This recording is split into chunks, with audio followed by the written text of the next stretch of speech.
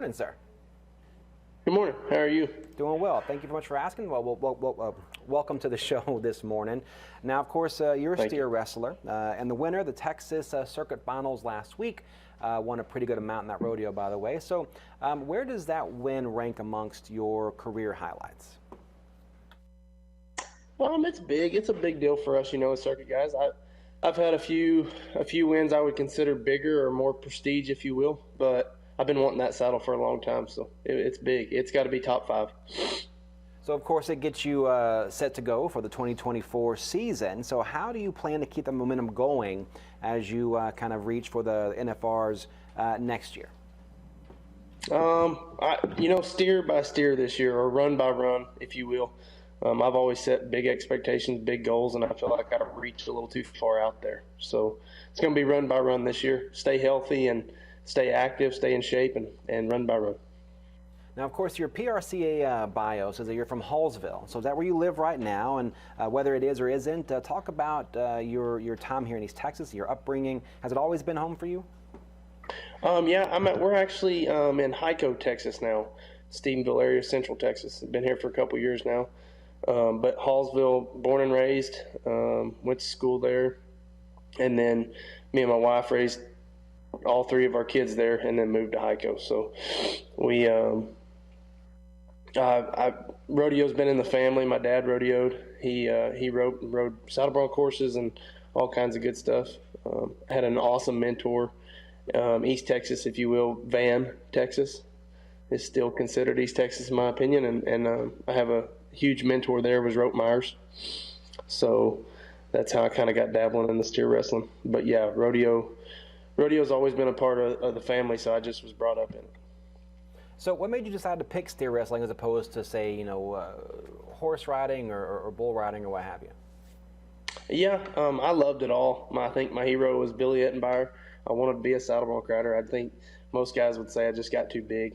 Most of the time your saddle bronc riders are shorter, faster, that kind of deal. And I've always been hands-on to everything I do, and the steer wrestling was a more active, more kind of rough event, if you will, football mentality kind of. And I had a cousin going to rope at the time, working for him, and it piqued my interest while I was roping calves and riding saddle bronc horses and all that kind of stuff. So when it piqued my interest, I never looked back. So, of course, you mentioned it being a rougher kind of a sport. Now, you think about people getting thrown from a bull or stepped on by a bull, but what you do, you're jumping off of a horse, and then you're wrestling a steer to the ground. So talk about how you stay healthy in doing something like that. Sure. Maintenance, I'm getting some age on me now where I'm starting to feel it every morning. So maintenance is a big deal, which I'm big in the gym, and I lift and stay active that way. But then you also got to maintain. Eating right's a huge thing. A lot of people will say that to keep your body that active and feeling young is eating right. But yeah, just maintaining ice baths and all the things you can do to stay as healthy as possible.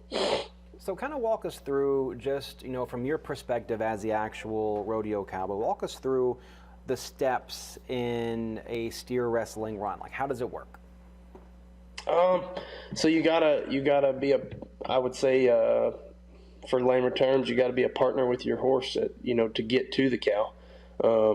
You gotta be able to ride somewhat decent and ride a good animal to get you caught up in a spot to jump off onto the cow. So that's the first step, is learning how to be one, or be a good partner with your horse and be able to put you in position because there's things that, come with being, if a professional, if you will, or getting to that spot where you want to buy your PRC card and go rodeo for a living, that the better you ride and the better horses you do ride will continue your steer wrestling to be at a different level all the time. And then there's the catch itself, catching the cow. There's lots of technique in that, falling off on him, and then there's the third part, throwing him down.